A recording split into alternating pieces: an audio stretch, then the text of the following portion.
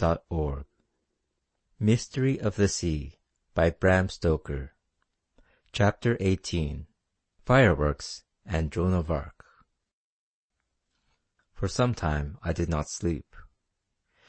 Things were hurrying on so fast, and so many new events and facts and dangers were coming to light, that I hardly knew where to begin to think.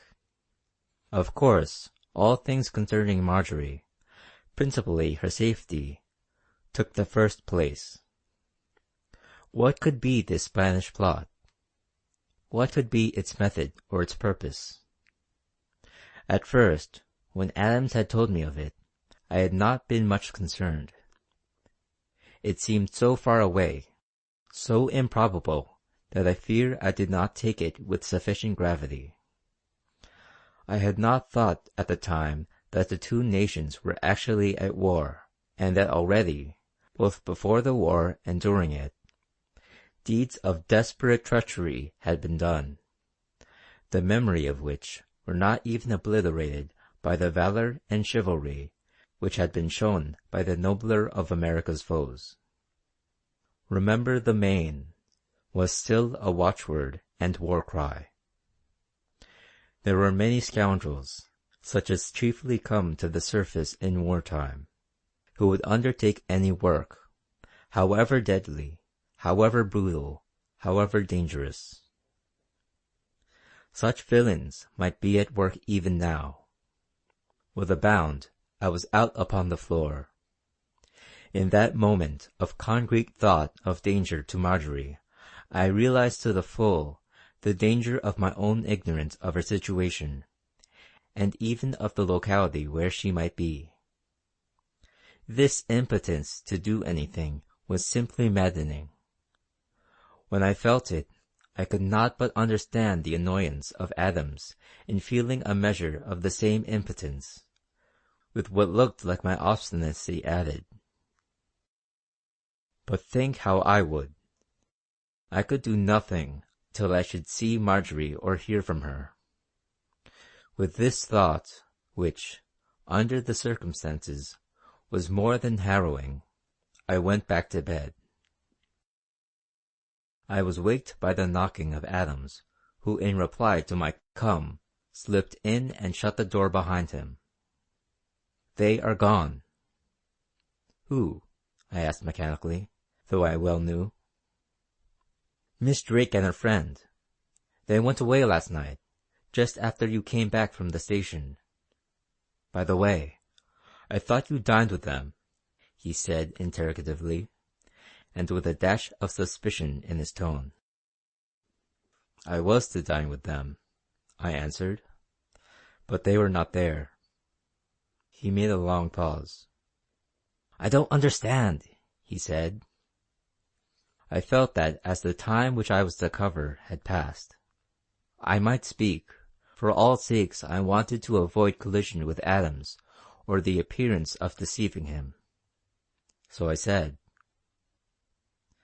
"I can tell you now, Sam, I was asked to dine last night with Mrs. Jack and Miss Anita, Miss Drake. When I came down to the room, I found a letter saying that they had to go away and making a special request that I would dine alone, just as though they were there. I was not to say a word to anyone about their being away. Please understand, my dear fellow, and I must ask you to take it that there is only a hint, which you must accept and not attempt to follow up, that there are reasons why I should act on any request of Miss Drake's, blindfold. I told you last night that my hands were tied. This was one of the cords. Today I hold myself free to explain. I may now also tell you more. Last night I could do nothing. I could take no step myself, nor could I help you to take one, simply for the reason that I do not know where Miss Drake is staying. She is, I know, stopping, or was till lately, somewhere on the eastern side of Aberdeen County, but where the place is I have not the faintest idea. I expect to know very shortly, and the moment I know, I will try to inform you, unless I am forbidden. You will know in time that I have spoken exact truth, though you may have found my words or meaning hard to understand. I am more than anxious to put Marjorie on guard. When you left me last night, the whole deadly seriousness of the matter grew on me, till I was as miserable as a man can be. His face lightened as I spoke.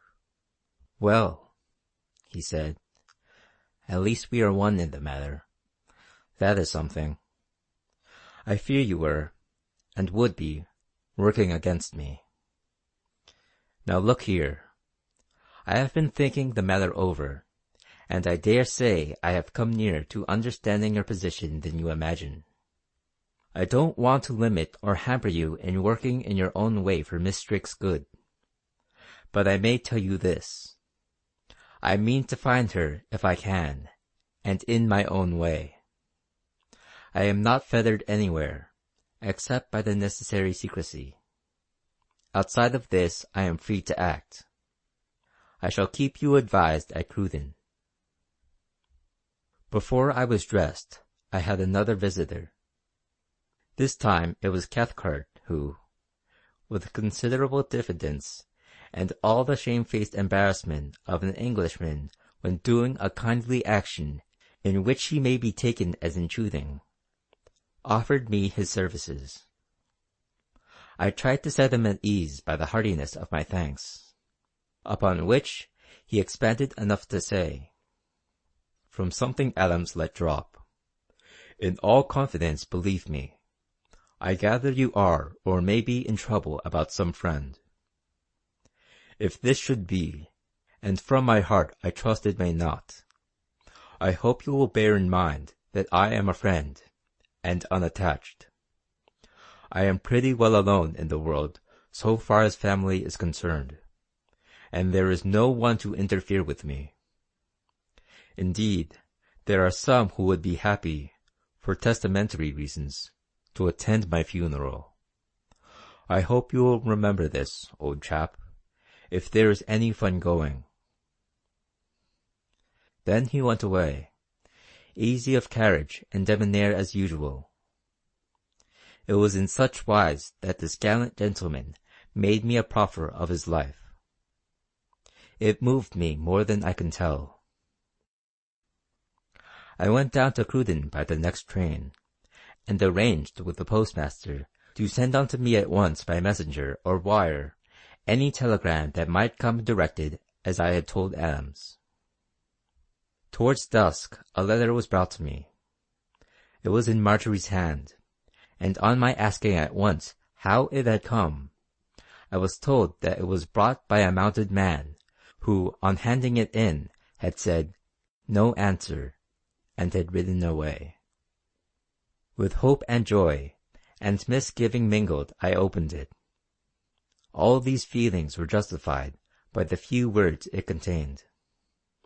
"Meet me tomorrow at 11 at Pircappies." I passed the night with what patience I could, and rose early. At 10 I took a light boat and rowed by myself from Port Erroll across the bay.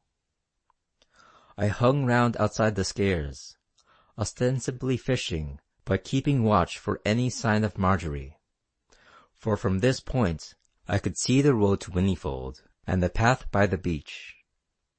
A little before 11 I saw a woman wheeling a bicycle down the Whinnyfold laneway.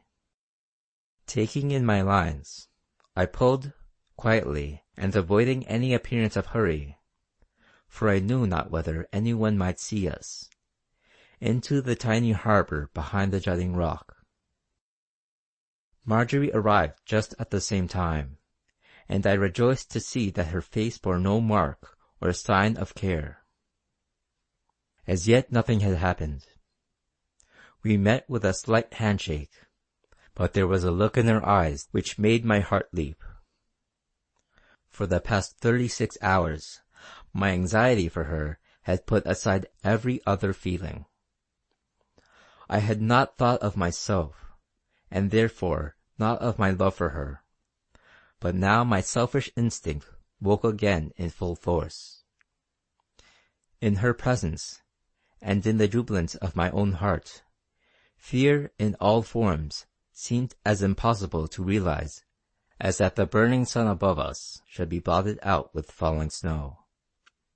With one of her mysterious signs of silence, she pointed to the rock that here stretches out into the sea, and whose top is crowned with long sea grass.